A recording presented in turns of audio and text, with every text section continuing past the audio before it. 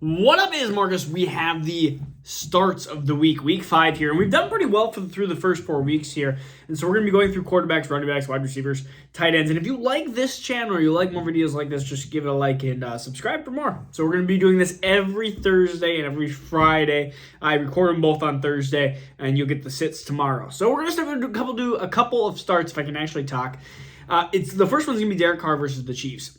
When you look at the Chiefs, he had over 260 yards both contests last year. And I just see what happened with Tom Brady. Tom Brady ended up with a great fantasy day. It's because the Chiefs are so good offensively that other teams have to keep up. And the Chiefs defense has been not great. They're the 5th easiest defense to quarterbacks late this year so far. And it's just kind of what they did last year, especially the first 8, 10, 12 games, it seems like the Chiefs just struggle defensively, and then they start to figure it out towards playoff time, and they become a very tough team, and they start creating a lot of turnovers. But until then, I am definitely starting Derek Carr. The next one we're going to go with is Kirk Cousins. I know this one is scary to me because the Bears seem to play the Vikings pretty well, but this is a Bears team that does not have Khalil Mack. This is a Bears team that is actually the lowest pressured team on quarterbacks.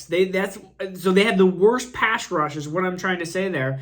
And they have a lot of man coverage. They're one of the most man coverage heavy teams. And when I see that, I think, man, Justin Jefferson, how are you going to cover him man coverage? And even if you do, there is still other weapons I believe that Kirk Cousins will figure out a way to make himself have a good fantasy day. And so I think even against the Saints, if you look at the Saints Minnesota game, it was kind of ugly, but it was a higher scoring game. I think the Bears team is actually going to be able to put some points up against the Vikings because I think the Vikings are that bad defensively that I could see a 27-24 game again, and I could see 2-3 touchdowns because it's hard to rush against the Bears defense.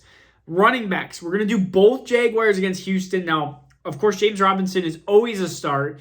But Travis Etienne, this is, I think, where you are going to be able to flex him in this position because Houston is absolutely horrible against the run. Now, look what Austin Eckler just did.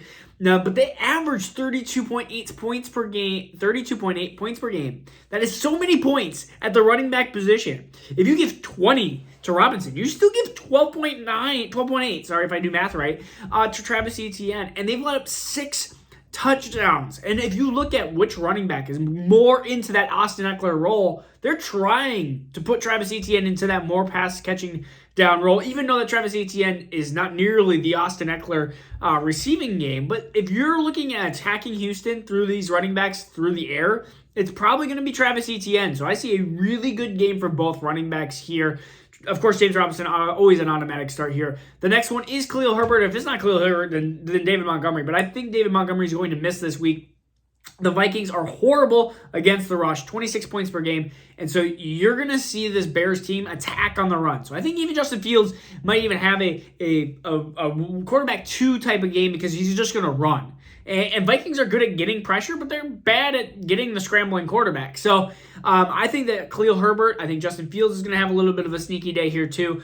So whoever is running against the Vikings, that's who I'm playing. And again, in Houston too. So Damian Harris versus the Lions. He's had actually 14.9 points the last 3 games, which has been surprisingly good. With a rookie quarterback in Bailey Zappi, you're going to have to run the ball a lot. And Damian Harris has shown to be very efficient, very good at that lately. Ramondre Stevenson could be almost into this category as well. The Lions defense just got torched by Rashad Penny. And so Damian Harris is definitely a start, but if you have Ramondre Stevenson, he's a potential start as well. Some wide receivers, Chris Olave, I talked about him last week. Now this week, it's like Chris Olave is definitely somebody I'm starting against the Seahawks who just let up a ton against Josh Reynolds and TJ Hawkinson. Christian Kirk against Houston. I am, again, starting as many players as I can against Houston's porous defense. And Christian Kirk, I know he had a bad week last week, but this is going to be a rebound type of week, so do not be concerned. I'd rather have him over some studs that we might talk about tomorrow. All right, we have Tyler Lockett, and Tyler Lockett has been, I don't know why, this neglected person. Everyone talks about DK, even though DK has really not been very good the last I believe 14 games. He has only hit over 70 yards twice. I think it's twice. Might only be once. I take it back. Might only be once.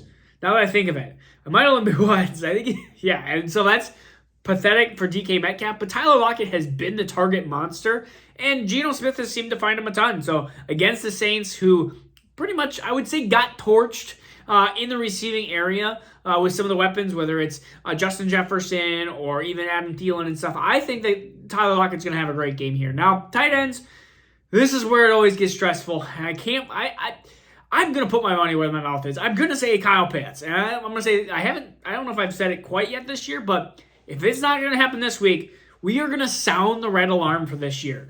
But Kyle Pitts had averaged over 10 points per game last year against the same Buccaneers defense. Buccaneers have let up 9.7 points in 3 of their 4 weeks so far.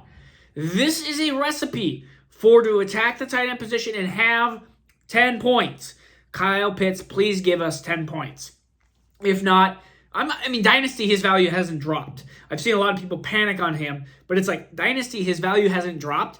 He is extraordinarily talented. I mean, you're talking about the most talented tight end that I have literally seen in the last 15 years. That includes Travis Kelce and everybody. And they just don't know how to use him. It doesn't make sense.